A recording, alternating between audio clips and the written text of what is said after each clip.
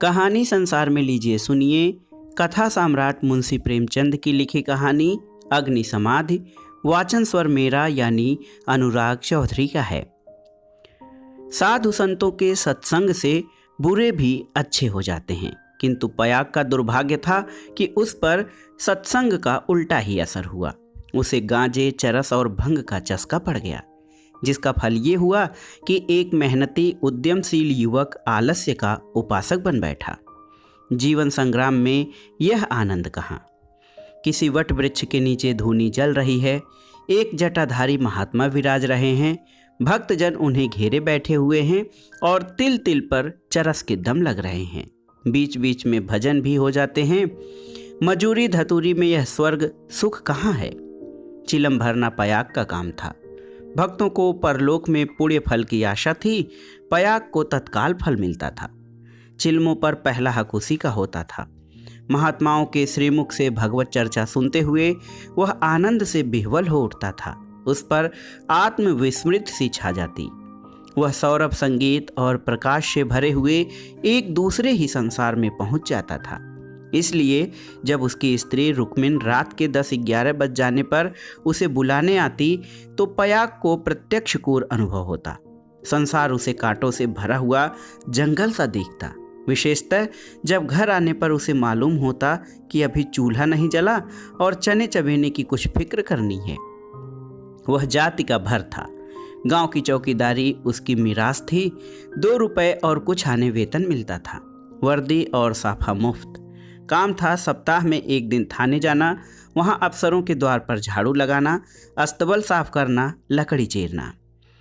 पयाग रक्त के घूंट पी पी कर ये काम करता, क्योंकि अवज्ञा शारीरिक और आर्थिक दोनों ही दृष्टि से महंगी पड़ती थी। आंसू यूं पूछते थे कि चौकीदारी में यदि कोई काम था तो इतना ही, और महीने में 4 दिन के लिए 2 रुपए और कुछ आने कम न थे। फिर गांव भी अगर बड़े आदमियों पर नहीं तो नीचों पर रोब था। वेतन पेंशन भी थी, और जब से महात्माओं का संपर्क हुआ वह पयाग के जेब खर्च की मद में आ गई। अतएव जीविका का प्रश्न दिनों दिन चिंतोत्पादक रूप धारण करने लगा। इन सत्संगों के पहले वह दंपत्ति गांव में मजदूरी करता था। रुक्मिन लकड़ियां तोड़कर बाजार ले जाती। पयाग कभी आरा चलाता, कभी हल जोतता, कभी पुर हाँकता। जो काम सामने आ जाए उसमें जुट जाता था। हंसमुख, श्रमशील, विनोदी, निर्द्वंद आदमी था, और ऐसा आदमी कभी भूखों नहीं मरता। उस पर नम्र इतना कि किसी काम के लिए नहीं न करता। किसी ने कुछ कहा और वह अच्छा भैया कहकर दौड़ा, इसलिए उसका गांव में मान था। इसी की बदौलत निरुद्यम होने पर भी 2-3 साल उसे अधिक कष्ट न हुआ। 2 जून की तो बात ही क्या, जब महतों को यह रिद्धि प्राप्त न थी जिनके द्वार पर बैलों की 3-3 जोड़ियां बंधाती थी, तो पयाग किस गिनती में था। हाँ, 1 जून की दाल रोटी में संदेह न था, परंतु अब यह समस्या दिन पर दिन विषमतर होती जाती थी। उस पर विपत्ति यह थी कि रुक्मिन भी अब किसी कारण से उसकी पतिपरायण, उतनी सेवाशील, उतनी तत्पर न थी। नहीं, उतनी प्रगल्भता और वाचालता में आश्चर्यजनक विकास होता जाता था। अतएव पयाग को किसी ऐसी सिद्धि की आवश्यकता थी जो उसे जीविका की चिंता से मुक्त कर दे और वह निश्चिंत होकर भगवत भजन और साध्य सेवा में प्रवृत्त हो जाए। एक दिन रुक्मिन बाजार में लकड़ियां बेचकर लौटी तो पयाग ने कहा, ला कुछ पैसे मुझे दे दे, दम लगा आऊं। रुक्मिन ने मुंह फेर कर कहा, दम लगाने की ऐसी चाट है तो काम क्यों नहीं करते? क्या आजकल कोई बाबा नहीं है? जाकर चिलम भरो। पयाग ने त्योरी चढ़ाकर कहा, भला चाहती है तो पैसे दे दे, नहीं तो इस तरह तंग करेगी तो एक दिन कहीं चला जाऊंगा तब रोएगी। रुक्मिन ने अंगूठा दिखाकर बोली, रोए मेरी बला, तुम रहते ही हो तो कौन सोने का कौर खिला देते हो। अब भी छाती फाड़ती हूँ, तब भी छाती फाड़ूंगी। तो अब यही फैसला है? हाँ हाँ, कह तो दिया मेरे पास पैसे नहीं हैं। गहने बनवाने के लिए पैसे हैं और मैं 4 पैसे मांगता हूँ तो ये जवाब देती है। रुक्मिन तिनक कर बोली, गहने बनवाती हूँ तो तुम्हारी छाती क्यों फटती है? तुमने तो पीतल का छल्ला भी नहीं बनवाया, या इतना भी नहीं देखा जाता। पयाग उस दिन घर न आया। रात के 9 बज गए, तब रुक्मिन ने किवाड़ बंद कर लिए। समझी गांव में कहीं छिपा बैठा होगा, समझता होगा मुझे मनाने आएगी, मेरी बला जाती है। जब दूसरे दिन भी पयाग न आया तो रुक्मिन को चिंता हुई। गांव भर छान आई। चिड़िया किसी भी डाल पर न मिली। उस दिन उसने रसोई नहीं बनाई। रात को लेटी भी तो बहुत देर तक आंखें न लगीं। शंका हो रही थी, पयाग सचमुच तो विरक्त नहीं हो गया। उसने सोचा, प्रातःकाल पत्ता पत्ता छान डालूंगी, किसी साधु संत के साथ होगा, जाकर थाने में रपट कर दूंगी। अभी तड़का ही था कि रुक्मिन थाने में चलने को तैयार हो गई। किवाड़ बंद करके निकली ही थी कि पयाग आता हुआ दिखाई दिया। पर वह अकेला न था, उसके पीछे पीछे एक स्त्री भी थी। उसकी छींट की साड़ी, रंगी हुई चादर, लंबा घूंघट और शर्मीली चाल देखकर रुक्मिन का कलेजा धक से हो गया। वह एक क्षण हतबुद्ध सी खड़ी रही, तब बढ़कर नई सौत को दोनों हाथों के बीच में ले लिया और उसे इस भांति धीरे धीरे घर के अंदर ले चली जैसे कोई रोगी जीवन से निराश होकर विषपान कर रहा हो। जब पड़ोसियों की भीड़ छट गई तो रुक्मिन ने पयाग से पूछा, इसे कहाँ से लाए? पयाग ने हंसकर कहा, घर से भागी जाती थी, मुझे रास्ते में मिल गई। घर का काम धंधा करेगी, पड़ी रहेगी। मालूम होता है मुझसे तुम्हारा जी भर गया है। पयाग ने तिरछी चितवनों से देखकर कहा, दुत पगली, इसे तेरी सेवा टहल करने को लाया हूँ। नई के आगे पुरानी को कौन पूछता है? चल, मन जिससे मिले वही नई है, मन जिससे न मिले वही पुरानी है। ला, कुछ पैसा हो तो दे दे। 3 दिन से दम नहीं लगाया, पैर सीधे नहीं पड़ते। हाँ देख, 2-4 दिन इस बेचारी को खिला पिला दे, फिर तो आप ही काम करने लगेगी। रुक्मिन ने पूरा रुपया लाकर पयाग के हाथ पर रख दिया। दूसरी बार कहने की जरूरत ही न पड़ी।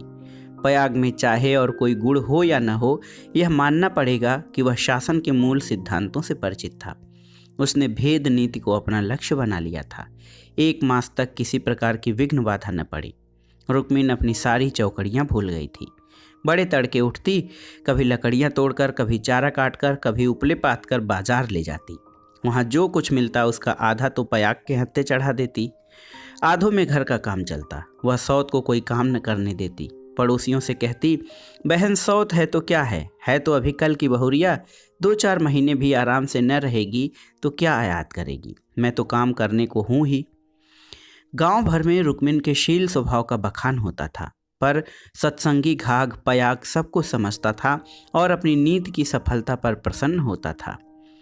एक दिन बहू ने कहा, दीदी अब तो घर में बैठे बैठे जी उठता है, मुझे भी कोई काम दिला दो। रुक्मिन ने स्नेह सिंचित स्वर में कहा, क्या मेरे मुख में कालिक पुतवाने पर लगी हुई है? भीतर का काम किए जा, बाहर के लिए मैं हूं ही। बहू का नाम कौशल्या था, जो बिगड़कर सिलिया हो गया था। इस वक्त सिलिया ने कुछ जवाब न दिया, लेकिन वह लौंडियों की दशा अब उसके लिए असह्य हो गई। वह दिन भर घर का काम करते करते मरे, कोई नहीं पूछता। रुक्मिन बाहर से 4 पैसे लाती है तो घर की मालकिन बनी हुई है। अब सिलिया भी मजूरी करेगी और मालकिन का घमंड तोड़ देगी। पयाग पैसों का यार है, यह बात उससे अब छिपी न थी। जब रुक्मिन चारा लेकर बाजार चली गई तो उसने घर की टट्टी लगाई और गांव का रंग ढंग देखने के लिए निकल पड़ी। गांव में ब्राह्मण, ठाकुर, कायस्थ, बनिए सभी थे। सिलिया ने शील और संकोच का कुछ ऐसा स्वांग रचा कि सभी स्त्रियां उस पर मुग्ध हो गई। किसी ने चावल दिया, किसी ने दाल, किसी ने कुछ। नई बहू की आवाभगत कौन न करता। पहले ही दौरे में सिलिया को मालूम हो गया कि गांव में पिसनहारी का स्थान खाली है और वह इस कमी को पूरा कर सकती है। वह यहाँ से घर लौटी तो उसके सिर पर गेहूं से भरी हुई एक टोकरी थी। पयाग ने पहर रात से ही चक्की की आवाज़ सुनी तो रुक्मिन से बोला, आज तो सिलिया अभी से पीसने लगी। रुक्मिन बाजार से आटा लाई थी। अनाज और आटे के भाव में विशेष अंतर न था। उसे आश्चर्य हुआ कि सिलिया इतने सवेरे क्या पीस रही है। उठकर कोठरी में आई तो देखा कि सिलिया अंधेरे में बैठी कुछ पीस रही है। उसने जाकर उसका हाथ पकड़ लिया और टोकरी को उठाकर बोली, तुझसे किसने पीसने को कहा है? किसका अनाज पीस रही है? सिलिया ने निसंग होकर कहा, तुम जाकर आराम से सोती क्यों नहीं? मैं पीसती हूँ तो तुम्हारा क्या बिगड़ता है? चक्की की घुमुर घुमुर भी नहीं सही जाती। लाओ टोकरी दे दो, बैठे बैठे कब तक खाऊंगी? 2 महीनों तो हो गए। मैंने तो तुझसे कुछ नहीं कहा, तुम कहो चाहे न कहो, अपना धर्म भी तो कुछ है। तू अभी यहाँ के आदमियों को नहीं जानती। आटा तो पिसवाते सबको अच्छा लगता है, पैसे देते रोते हैं। किसका गेहूँ है? मैं सवेरे उसके सिर पर पटक आऊँगी। सिलिया ने रुक्मिन के हाथ से टोकरी छीन ली और बोली, पैसे क्यों न देंगे? कुछ बेगार करती हूँ, तू न मानेगी। तुम्हारी लौंडी बनकर न रहूँगी। यह तकरार सुनकर पयाग भी आ पहुँचा और रुक्मिन से बोला, काम करती है तो करने दे। अब क्या जन्म भर बहुरिया ही बनी रहेगी? हो गए 2 महीने। तुम क्या जानो, नाक तो मेरी कटेगी। सिलिया बोल उठी, तो क्या कोई बैठे बैठे खिलाता है? चौका बर्तन झाड़ू बहारू रोटी पानी पीसना कूटना यह कौन करता है? पानी खींचते खींचते मेरे हाथों में घट्टे पड़ गए, मुझसे अब सारा काम न होगा। पयाग ने कहा, तो तू ही बाजार जाया कर, घर का काम रहने दे, रुक्मिन कर लेगी। रुक्मिन ने आपत्ति की, ऐसी बात मुंह से निकालते लाज नहीं आती? 3 दिन की बहुरिया बाजार में घूमेगी तो संसार क्या कहेगा? सिलिया ने आग्रह करके कहा, संसार क्या कहेगा? क्या कोई ऐब करने जा रही हूँ? सिलिया की डिग्री हो गई, आधिपत्य रुक्मिन के हाथ से निकल गया।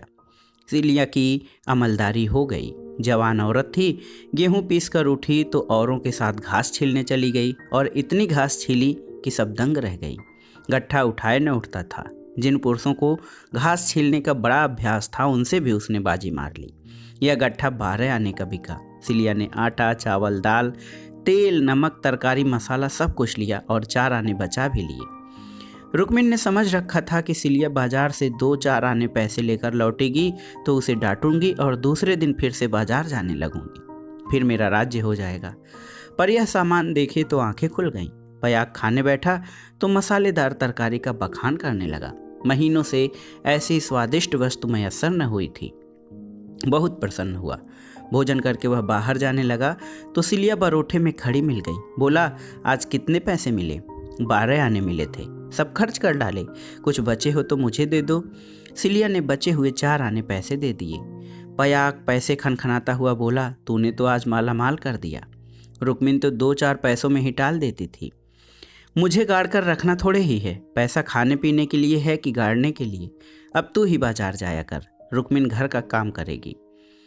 रुक्मिन और सिलिया में संग्राम छिड़ गया। सिलिया पयाग पर अपना आधिपत्य जमाए रखने के लिए जान तोड़ परिश्रम करती। पहर रात से ही उसकी चक्की की आवाज़ कानों में आने लगती। दिन निकलते ही घास लाने चली जाती और जरा देर सुस्ता कर बाजार की राह लेती। वहाँ से लौट कर भी वह बेकार न बैठती, कभी सन काटती कभी लकड़ियाँ तोड़ती। रुक्मिन उसके प्रबंध में बराबर ऐब निकालती और जब अवसर मिलता तो गोबर बटोर कर उपले पाथती और गांव में बेचती।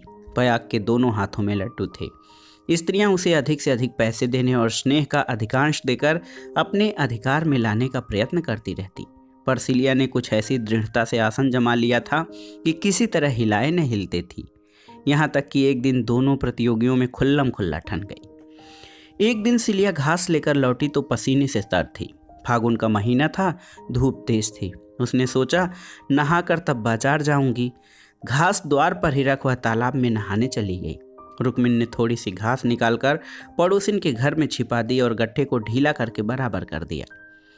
सिलिया नहाकर लौटी तो घास कम मालूम हुई। रुक्मिन से पूछा, उसने कहा, मैं नहीं जानती। सिलिया ने गालियां देनी शुरू की। जिसने मेरी घास छुई हो उसकी देह में कीड़े पड़े, उसके बाप और भाई मर जाएं, उसकी आंखें फूट जाए। रुक्मिन कुछ देर तक तो जब्त किए बैठे रहे। आखिर खून में उबाल आ ही गया। झल्ला कर उठी और सिलिया के 2-3 तमाचे लगा दिए। सिलिया छाती पीट पीट कर रोने लगी। सारा मोहल्ला जमा हो गया। सिलिया की सुबुद्धि और कार्यशीलता सभी की आंखों में खटकती थी। वह सबसे अधिक घास क्यों छीलती है, सबसे ज़्यादा लकड़ियाँ क्यों लाती हैं, इतने सवेरे क्यों उठती है, इतने पैसे क्यों लाती है, इन कारणों ने उसे पड़ोसियों की सहानुभूति से वंचित कर दिया था। सब उसी को बुरा भला कहने लगी। मुट्ठी भर घास के लिए इतना ऊधम मचा डाला। इतनी घास तो आदमी झाड़ कर फेंक देता है। घास न हुई सोना हुआ। तुझे तो सोचना चाहिए था कि अगर किसी ने ले ही लिया है तो गांव घर का ही, बाहर का कोई चोर तो आया नहीं। तूने इतनी गालियां दी तो किसको दी? पड़ोसियों को ही तो। संयोग से उस दिन पयाग थाने गया हुआ था। शाम को थका मांदा लौटा तो सिलिया से बोला, ला कुछ पैसे दे दे तो दम लगा आऊं, थक कर चोर हो गया हूँ। सिलिया उसे देखते ही हाय हाय करके रोने लगी। पयाग ने घबरा कर पूछा, क्या हुआ, क्यों रोती है? कहीं गमी तो नहीं हो गई? नैहर से कोई आदमी तो नहीं आया? अब इस घर में मेरा रहना न होगा, अपने घर जाऊंगी। अरे कुछ मुंह से तो बोल, हुआ क्या? गांव में किसी ने गाली दी है? किसने गाली दी है? घर फूंक दूं, उसका चालान करवा दूं। सिलिया ने रो रो कर सारी कथा कह सुनाई। पयाग पर आज थाने में खूब मार पड़ी थी। झल्लाया हुआ था। वह कथा सुनी तो देह में आग लग गई। रुक्मिन पानी भरने गई थी। वह अभी घड़ा भी न रखने पाई थी कि पयाग उस पर टूट पड़ा और मारते मारते बेदम कर दिया।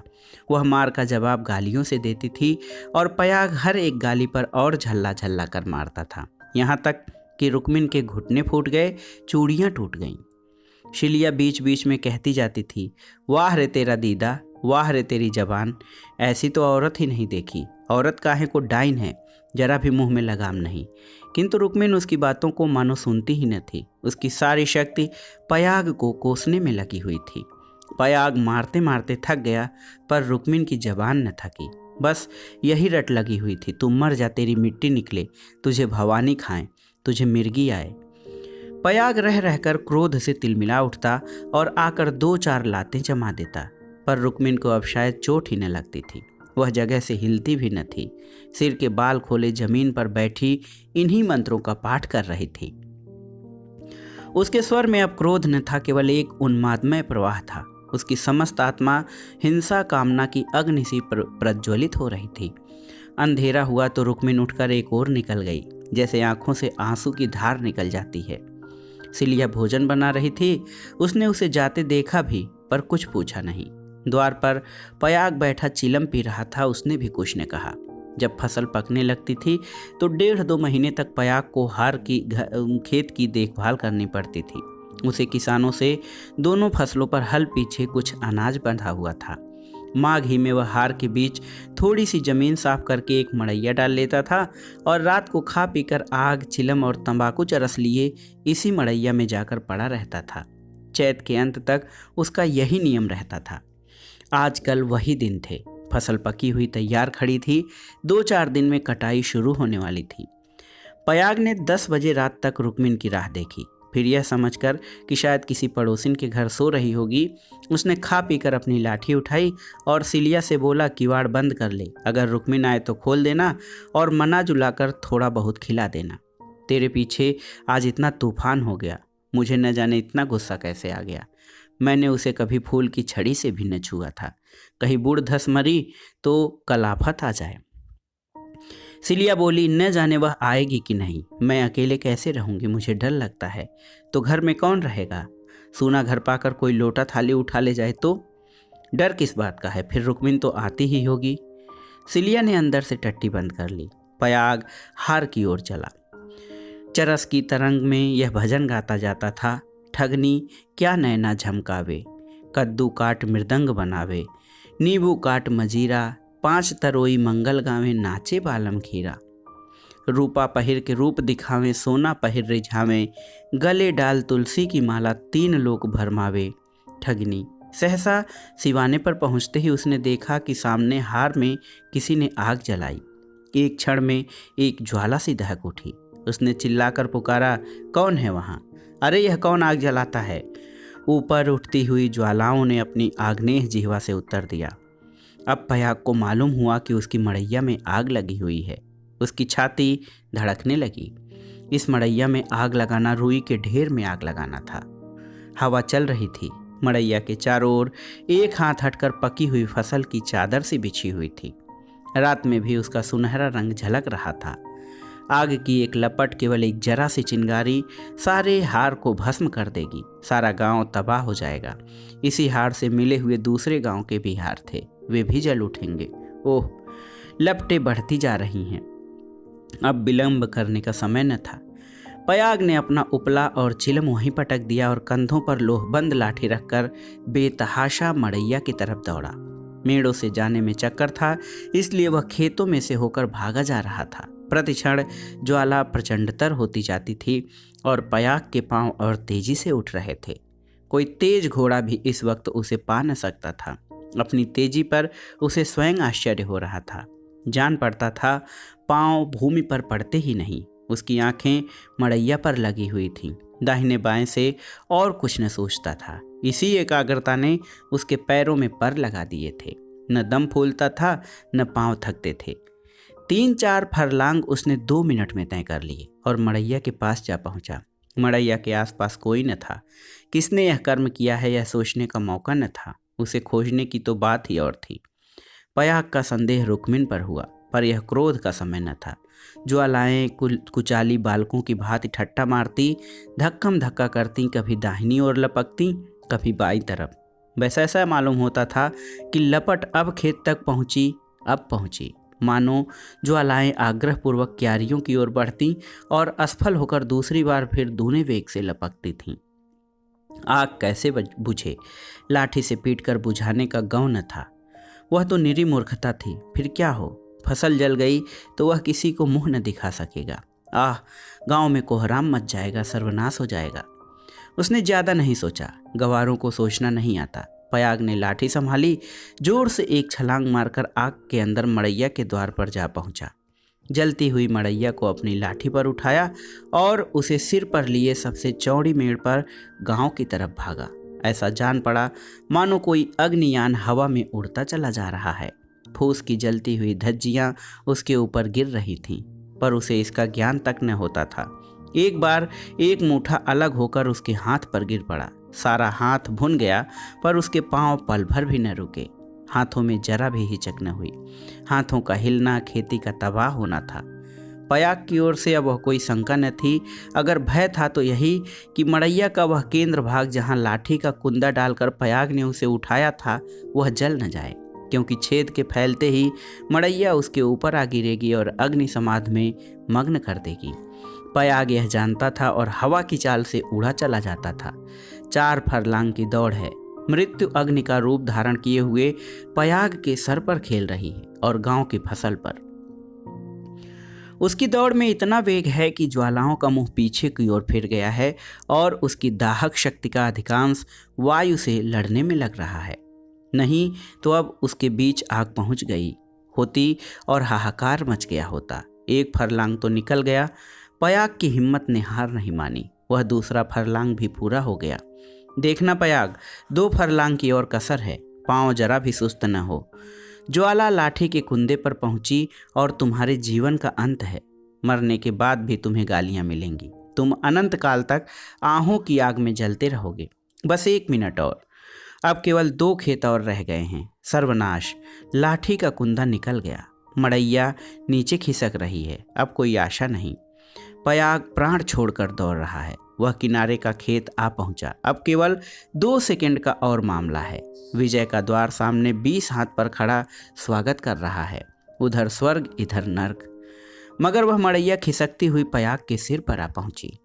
वह अब भी उसे फेंक कर अपनी जान बचा सकता है, पर उसे प्राणों का मोह नहीं।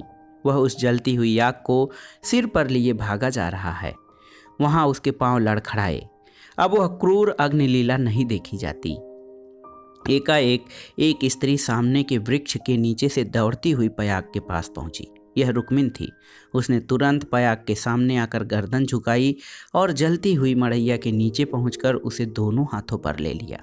उसी दम पयाग मूर्छित होकर गिर पड़ा। उसका सारा मुंह झुलस गया था। रुक्मिन उसके अलाव को लिए 1 सेकंड में खेत के डांडे पर आ पहुंची, मगर इतनी देर में उसके हाथ जल गए, मुंह जल गया और कपड़ों में आग लग गई। उसे अब इतनी सुध भी न थी कि मड़ैया के बाहर निकल आए। वह मड़ैया को लिए हुए गिर पड़ी। इसके बाद कुछ देर तक मड़ैया हिलती रही। रुक्मिन हाथ पांव फेंकती रही। फिर अग्नि ने उसे निगल लिया। रुक्मिन ने अग्नि समाधि ले ली। कुछ देर के बाद पयाग को होश आया। सारी देह जल रही थी। उसने देखा वृक्ष के नीचे फूस की लाल आग चमक रही है। उठकर दौड़ा और पैर से आग को हटा दिया। नीचे रुक्मिन की अधजली लाश पड़ी हुई थी। उसने बैठकर दोनों हाथों से मुंह ढांप लिया और रोने लगा। प्रातःकाल गांव के लोग पयाग को उठाकर उसके घर ले गए। 1 सप्ताह तक उसका इलाज होता रहा, पर बचा नहीं। कुछ तो आग ने जलाया था, जो कुछ कसर थी वह शोकाग्नि ने पूरी कर दी थी। तो दोस्तों, ये थी कथा सम्राट मुंशी प्रेमचंद की लिखी अत्यंत ही भावुक कर देने वाली मार्मिक कहानी अग्नि समाधि। कहानी सुनिएगा और हमें कमेंट बॉक्स में बताइएगा कि कहानी आपको कैसी लगी। कहानी सुनने के लिए धन्यवाद दोस्तों। नमस्कार।